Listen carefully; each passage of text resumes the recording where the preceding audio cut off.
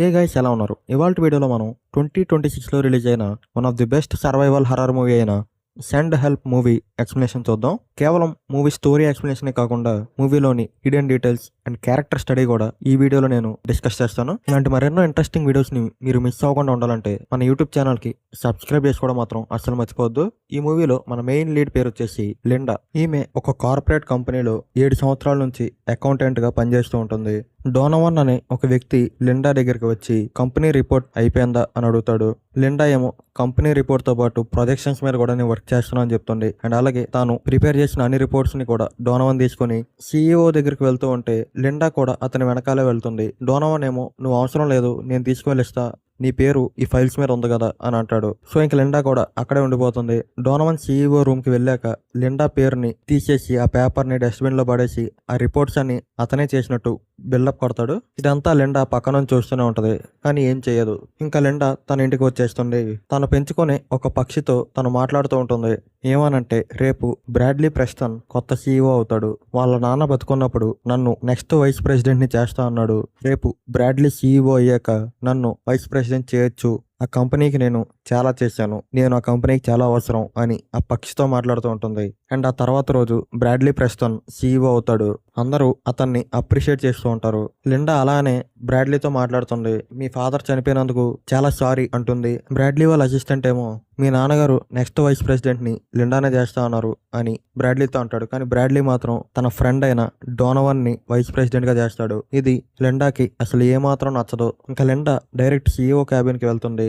నాకెందుకు ప్రమోషన్ ఇవ్వలేదు అని CEOని అడిగితే అతనేమో నువ్వు ఇంకా ఆ పొజిషన్ కి రెడీగా లేవు. బ్యాంకాక్ కంపెనీ ఒకటి మన కంపెనీతో మెర్జ్ అవ్వబోతుంది. మనం ఆ పని మీద బ్యాంకాక్ వెళ్ళాలి. నువ్వు కూడా మాతో పాటు వస్తున్నావు. ఈ కంపెనీ మెర్జర్ కేసులో మనకి అపెండిక్స్ D రిపోర్ట్ లో ప్రాబ్లం ఉంది. నువ్వు దాన్ని సాల్వ్ చేయగలిగితే నేను నీ వైస్ ప్రెసిడెంట్ పోస్ట్ గురించి ఆలోచిస్తా అని బ్రాడ్లీ అంటాడు. అప్పుడు బ్రాడ్లీకి కాబోయే భార్య అయిన జూరీ అక్కడికి వస్తుంది.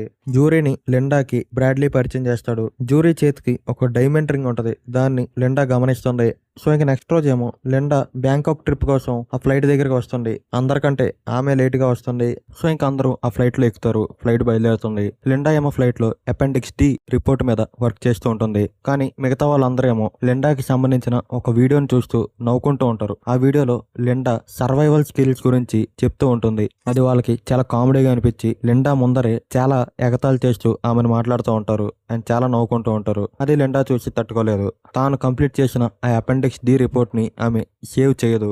అప్పుడు ఫ్లైట్ అటు ఇటు షేక్ అవడం స్టార్ట్ అవుతుంది. ఫ్లైట్ మధ్యలో కొంత భాగం కూలిపోద్ది. డోనవన్ ఏమో లిండా కాలు పట్టుకొని వేలాడుతూ ఉంటాడు. లిండా ఏమో పక్కనే ఉన్న ఒక కుర్చీలో సీట్ బెల్ట్ పెట్టుకుని కూర్చొని ఉంటుంది. డోనవన్ ఏమో ఆ సీట్ నాకు ఇచ్చేయని లిండాని అడుగుతూనే ఉంటాడు. అలాగే లిండా పీకను కూడా పట్టుకుంటాడు ఆ సీట్ ఇవ్వమని. అప్పుడు లిండా ఏమో ఒక ఫోర్కుని తీసుకుని అతని చేతి మీద పొడి చేస్తుంది. ఇంకా అప్పుడు అతను ఆ ఫ్లైట్ నుంచి బయటకు వెళ్ళిపోతాడు. కానీ అతని టై మాత్రం ఆ ఫ్లైట్ కి ఇరుక్కుని ఉంటది. అతను ఇంకా ఆ గాల్లోనే ఎగురుతూ ఉంటాడు. లిండా సీట్ పక్కన విండో నుంచి అతను కనబడుతూ ఉంటాడు. లిండా ఏమో ఆ విండోని మూసేస్తుంది. ఆఖరికి ఫ్లైట్ అయితే సముద్రంలో క్రాష్ అయిపోద్ది. మొత్తం అందరూ చనిపోతారు. లిండా ఏమో పక్కనే ఉన్న ఒక దీవిలోకి వస్తుంది. బ్రాడ్లీని కూడా అదే దీవిలో తర్వాత చూస్తుంది. మొత్తానికి ఆ ఫ్లైట్ లో వచ్చిన వాళ్ళలో వీళ్ళిద్దరు మాత్రమే బతుకుంటారు. లిండాకి ఈ సర్వైవల్ స్కిల్స్ అనేది బాగా తెలుసు. అండ్ బ్రాడ్లీకి ఏమో చాలా గాయాలు అవుతాయి. అతనికి ఒక చిన్న షెల్టర్ లాంటిది ఆమె కన్స్ట్రక్ట్ చేస్తుంది. అలాగే అతనికి ఫుడ్ ను కూడా కుక్ చేసి ఇస్తుంది. అతను మాత్రం కదలలేని పరిస్థితిలో ఉంటాడు. అలాంటి టైంలో ఆమెనే అతన్ని చూసుకుంటూ ఉంటుంది.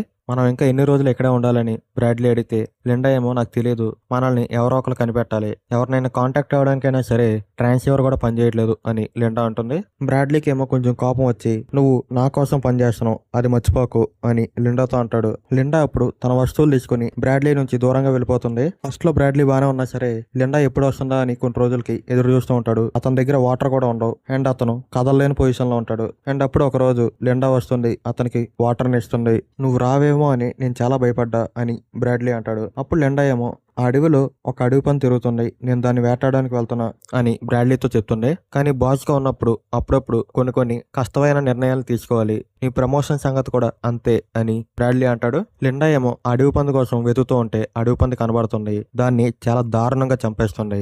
సినిమాలో దీన్ని one of the best scene అనుకోవచ్చు. అడవి పందిని వండుకొని వీళ్ళిద్దరూ తింటారు. ఇంకా తర్వాత రోజు లిండా ఆ ఐలాండ్ లో ఒక వాటర్ ఫాల్ ని కనబడుతుంది. ఆ వాటర్ ఫాల్ దగ్గర తను మంచి టైం ని స్పెండ్ చేసి అలా బీచ్ దగ్గరికి వచ్చినప్పుడు వెళ్తున్నప్పుడు ఒక చిన్న షిప్ ని వెళ్ళడం ఆమె చూస్తుంది. ఫస్ట్ లో ఆమె హెల్ప్ కోసం అడుగుదాం అనుకుంటది, కానీ ఆమెకి ఐలాండ్ లో ఆ టైం అనేది నచ్చుతుంది. అప్పుడే వెళ్ళాలని అనుకోదు. సో ఇంకా ఆ షిప్ వాళ్ళకి కనపడకుండా దాక్కుంటుంది. వాళ్ళిద్దరూ ఐలాండ్ కి వచ్చి 2 వారాలు అయిపోద్ది. బ్రాడ్లీ ఏమో మనం ఒక చిన్న సైజు షిప్ని తయారు చేసి ఇక్కడ నుంచి వెళ్ళిపోవచ్చు కదా అని అడుగుతాడు. లిండా ఏమో అది చాలా ప్రమాదకరం, అయినా ఇక్కడ ఏం తక్కువ, మనకు ఫుడ్ ఉంది, ఉండడానికి చోటు ఉంది, అన్నీ ఉన్నాయి, ఎందుకంత ఇబ్బంది పడుతున్నావు అంటే నేను ఒక పెద్ద సీఈఓని, నేను ఇక్కడ ఎలా ఉంటా అని బ్రాడ్లీ అంటే, అవును ఇదంతా మీ నాన్న కంపెనీయే కదా, అయినా నేను ఇక్కడ నిన్ను బాగానే చూసుకున్నా కదా అని లిండా అంటే, బ్రాడ్లీ ఏమో తన కాళ్ళు సరిగ్గా లేకపోయినా సరే నుంచుని లిండా నుంచి దూరంగా వెళ్ళి తన షెల్టర్ని తానే కట్టుకుంటాడు. తనకి సరైన సర్వైవల్ స్కిల్స్ లేకపోవడంతో తను కరెక్ట్గా ఫుడ్ కూడా తినలేకపోతాడు. ఇంకొక రోజు ఒక పురుగుని అతను తినేస్తాడు. అది చాలా దారుణంగా ఉంటది. కానీ లిండా ఏమో నీట్గా చేపలను పట్టుకొని వండుకొని మంచి ఫుడ్ని తింటూ ఉంటుంది. అప్పుడు లిండా దగ్గరికి బ్రాడ్లీ వస్తాడు. తాను సారీ చెప్తాడు, లిండాని కన్విన్స్ చేస్తాడు. అప్పుడు లిండా బ్రాడ్లీకి తన ఫుడ్ని ఇస్తుంది తినమని. అండ్ ఆ తర్వాత వీళ్ళిద్దరూ ఆ దీవిని ఎక్స్ప్లోర్ చేద్దామని తిరుగుతూ ఉంటారు.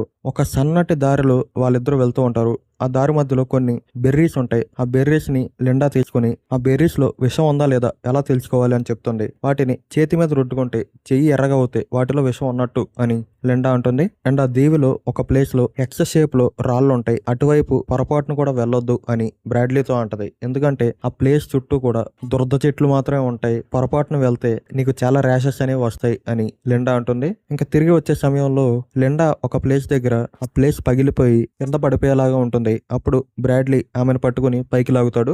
ఆ తర్వాత వీళ్ళిద్దరూ నీట్ గా వాళ్ళకి కావాల్సిన ఫుడ్ ని వండుకొని తింటూ ఉంటారు హ్యాపీగా. అండ్ ఒక రోజు రాత్రి లిండా తన స్టోరీని బ్రాడ్లీతో చెప్తుంది. నాకు పెళ్ళయి 10 సంవత్సరాలు అయింది, కానీ నా హస్బెండ్ చనిపోయాడు. అతను బతికున్నప్పుడు కూడా నాతో సరిగ్గా ఉండేవాడు కాదు. అతన్ని వదిలేద్దామని నేను ప్రతి రాత్రి అనుకునేదాన్ని, కానీ అతను మారతాడేమో అనుకున్నా. అతను ఒక తాగుబోతు. అతను తాగినప్పుడు అతని కార్ కీస్ ని నేను దాచేస్తా, కానీ ఒక రోజు అతను ఆ కార్ కీస్ ని ఇవ్వమన్నాడు. నేను కూడా ఇంకా ఇవ్వాల్సి వచ్చింది. అతను కార్ యాక్సిడెంట్ లో తర్వాత చనిపోయాడు అని లిండా అంటుంది. అండ్ అప్పుడు బ్రాడ్లీ తన స్టోరీని చెప్తాడు. మా అమ్మ నాన్న కూడా సేమ్ ఎలాగే ఉండేవారు. మా నాన్నతో అయితే నాకు సరైన పరిచయం కూడా లేదు. మా అమ్మనే నన్ను చిన్నప్పటి నుంచి చూసుకుంది, కానీ మా అమ్మ కూడా నన్ను సరిగ్గా చూసుకోలేదు. నాతో చాలా హార్ష్ గా ప్రవర్తించేది. వాళ్ళ నాన్న కూడా మా అమ్మతో అలాగే ఉండేవాడు. సో ఇంకా నేను మాత్రం ఏం చేస్తా అని బ్రాడ్లీ లిండాతో అంటాడు. అండ్ లిండా దగ్గర ఒక కత్తి కూడా ఉంటది. ఆ కత్తి ఎక్కడది అని బ్రాడ్లీ అడిగితే నాకు దీవిలో దొరికింది అని లిండా అంటుంది. అండ్ ఒక రోజు బ్రాడ్లీ ఏమో లిండాని డిన్నర్ కి ఇన్వైట్ చేస్తాడు. తానే వండి పెడతా అని చెప్తాడు. లిండా కూడా ఆ డిన్నర్ కి వస్తుంది. బ్రాడ్లీ అయితే చాలా ఐటమ్స్ వండి పెడతాడు. లిండా కూడా ఐటమ్స్ అన్నిటిని తింటుంది. అలా తింటూ ఉంటుంటే ఆమెకి మత్తు రావడం స్టార్ట్ అవుతుంది. అందులో పాయిజన్ కలిపాడు అని లిండాకి అర్థం అవుతుంది. ఆమె అక్కడే కింద పడిపోద్ది. అప్పుడు బ్రాడ్లీ ఏమో తను సీక్రెట్ గా ఒక చిన్న బోట్ లాంటి తయారు చేసుకుంటాడు. అది వేసుకుని సముద్రం లోపలికి వెళ్ళిపోతాడు. సముద్రం లోపల తాను తయారు చేసుకున్న బోట్ తిరగబడిపోద్ది. అతను సముద్రంలో ఉన్నప్పుడు లిండానే మళ్ళీ వెళ్ళి అతన్ని కాపాడి ఒడ్డుకు తీసుకొస్తుంది. ఆ నెక్స్ట్ రోజు పొద్దునేమో బ్రాడ్లీ నేను నిన్ను జస్ట్ మత్తులోకి పంపిద్దాం అనుకున్నా, ఇలా అవుతుందని నాకు తెలియదు అని క్షమాపణ కోరుకుంటాడు. లిండా కూడా పర్లేదని చెప్పి తాను వారం రోజుల క్రితం పట్టిన ఒక ఆక్టోపస్ ని ఇప్పుడు వండి అతనికి ఇస్తుంది. అతను కూడా దాన్ని తింటాడు. అలా తింటూ ఉంటే అతని బాడీ అనేది స్టాట్యూ లాగా అయిపోద్ది. అతను అతని బాడీని కదపలేకపోతాడు. ఆక్టోపస్ ఒక విషపూరితమైంది అని లిండా చెప్తుంది. కానీ నీకు ఎటువంటి ప్రమాదం ఉండదు, కాసేపు మాత్రమే నువ్వు ఎలా ఉంటావు, మళ్ళీ నార్మల్ అయిపోతావు అని లిండా అంటుంది. ఇంకోసారి ఎప్పుడైనా సరే నాకు నిన్న రాత్రి చేసినట్టు చేస్తే నీకు మామూలుగా ఉండదని చెప్పి అతనికి ఒక పెద్ద వార్నింగ్ ఇస్తుంది. ఇంకా కొన్ని రోజులు అయ్యాక ఐలాండ్ లో లిండా ఒక ప్లేస్ దగ్గర ఉన్నప్పుడు ఒక బోట్ లిండా వైపు వస్తుంది. ఆ బోట్ లో జూరీ అండ్ ఒక కెప్టెన్ కూడా ఉంటాడు. లిండాని చూసి జూరీ చాలా హ్యాపీగా ఫీల్ అవుతుంది. బ్రాడ్లీ ఇంకా బతికే ఉన్నాడు అని లిండా చెప్తుంది. మిమ్మల్ని వెతకడానికి నాకు చాలా టైం పట్టింది అని జూరీ అంటుంది. అప్పుడు లిండా ఏమో బ్రాడ్లీ దగ్గరికి తీసుకువెళ్తా అని చెప్పి వాళ్ళిద్దరిని తీసుకువెళ్తూ ఉంటుంది. సన్నటి దారి నుంచి వాళ్ళిద్దరిని తీసుకువెళ్తుంది. ఇంతకుముందు లిండా ఎక్కడైతే కింద పడిపోయిందో అదే ప్లేస్ దగ్గరికి జూరీ వెళ్లేలాగా లిండా చేస్తుంది. ఇప్పుడు జూరీ కూడా కింద పడిపోతుంది. అప్పుడు ఆమెని కెప్టెన్ పట్టుకుని లాగుతూ ఉంటాడు. అయినా సరే ఆమె పైకి రాలేకపోతుంది. లిండా మాత్రం ఆమెకి ఎలాంటి సహాయం చేయకుండా వెనక్కి వచ్చేస్తుంది. ఆమె అలా వెనక్కి వచ్చాక ఆమె పరిస్థితి అసలు ఏమాత్రం బాగోదు, చాలా డల్ గా ఉంటది. అండ్ ఆమె కలలోకి జూరీ కూడా వస్తుంది. నువ్వు ఒక హంతకురాలివి అని చెప్తుంది. ఈ జూరీ విషయాన్ని అసలు బ్రాడ్లీకి ఏమాత్రం కూడా లిండా చెప్పదు. లిండాకి ఇలా ఒంట్లో బాగోనప్పుడు బ్రాడ్లీ ఏమో తానే సొంతగా వేటాడదామని అడవిలోకి వెళ్తే జూరీని పాతబెట్టిన చోటు బ్రాడ్లీకి కనిపిస్తుంది. ఆమె చేయి బయటకు ఉంటుంది అండ్ ఆమె చేతికి ఆ డైమండ్ రింగ్ కూడా ఉంటుంది. దాన్ని చూసి బ్రాడ్లీ చాలా షాక్ అయిపోతాడు అండ్ బాధపడుతూ ఉంటాడు. ఇంకా వెంటనే అతను పరిగెట్టుకుంటూ లిండా దగ్గరికి వెళ్తాడు. నువ్వే ఆమెను చంపేశావు కదా అని లిండాని అడిగితే, నేను ఆమెను చంపలేదు, ఆమె కాల్జారి పడిపోయింది, నేను నీకు ఆ విషయం చెప్దామని అనుకున్నా కానీ నువ్వు నమ్మవు అందుకే చెప్పలేదు అని అంటుంది. అప్పుడు బ్రాడ్లీ ఏమో, నేను నిన్ను అసలు ఏమాత్రం నమ్మను, నాకు తెలిసి నీ హస్బెండ్ కూడా నువ్వే చంపేసి ఉంటావు అని అంటాడు.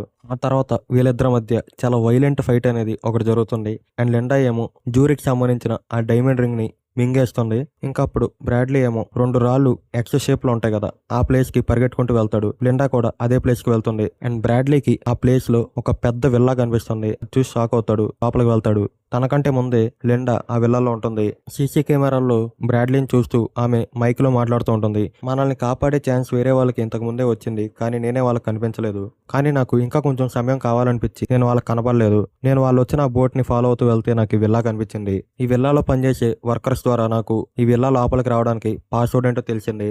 ఆ తర్వాత నేను చేయాల్సింది చేసి ఈ విల్లాని నా సొంతం చేసుకున్నాను. అప్పుడు మళ్ళీ నువ్వు నేను ఒంటరిగా అయిపోయాం, నువ్వు నా కొత్త పక్షివి, జూరీని కూడా నేనే చంపేశాను అని లిండా అంటుంది. ఆ తర్వాత ఒక గన్నుని తీసుకొచ్చి బ్రాడ్లీ దగ్గరికి లిండా వస్తుంది. బ్రాడ్లీ ఏమో, మనం ఎక్కడికి వెళ్ళొద్దు, ఇక్కడే ఉందాం, నువ్వు నేను, మనకు కావాల్సినవన్నీ ఇక్కడే ఉన్నాయి, ఆనందంగా ఇక్కడే ఉందాం అని లిండాతో అంటూ ఉంటాడు. లిండా కూడా బ్రాడ్లీ మాటలకి కన్విన్స్ అవుతుంది. కానీ అప్పుడు బ్రాడ్లీ ఏమో తన దగ్గర ఉన్న కత్తితో లిండాని అటాక్ చేస్తాడు. వీళ్ళిద్దరి మధ్య మళ్ళీ ఫైట్ జరుగుతుంది. ఆ ఫైట్ లో ఈసారి బ్రాడ్లీని లిండా చంపేస్తుంది. సో ఇంకా కొన్ని రోజుల తర్వాత లిండా మళ్ళీ నార్మల్ ప్రపంచానికి వచ్చేస్తుంది ఆ దీవి నుంచి. ఆ ఫ్లైట్ క్రాష్ లో ఏకైక సర్వైవర్ అవడంతో లిండా చాలా ఫేమస్ అవుతుంది. అందరూ లిండా దగ్గర నుంచి ఆ సర్వైవల్ స్కిల్స్ ని నేర్చుకోవాలనుకుంటారు. తాను సర్వైవల్ మీద ఒక కొత్త బుక్ ని రాస్తున్నా అని చెప్తుంది. మొత్తానికి ఒక రిచ్ లైఫ్ ని అయితే బతుకుతూ ఉంటుంది. ఇక్కడతో ఈ సినిమా అనేది ఎండ్ అవుతుంది. ఇంకో విషయాన్ని డిస్కస్ చేద్దాం అనుకుంటున్నా, అదేంటంటే క్యారెక్టర్ స్టడీ ఆఫ్ లిండా. మనం స్టార్టింగ్ సీన్స్ లో చూస్తే లిండాని అందరూ తొక్కేయాలనుకుంటారు. లిండా చాలా హీనమైన స్టేజ్ లో ఉంటది, ఒక విక్టిమ్ లాగా ఉంటది. కానీ ఎప్పుడైతే ఆ ప్లేన్ క్రాష్ అయ్యి ఆ దీవిలోకి వెళ్తారో అక్కడ ఆమె సర్వైవర్ అవుతుంది.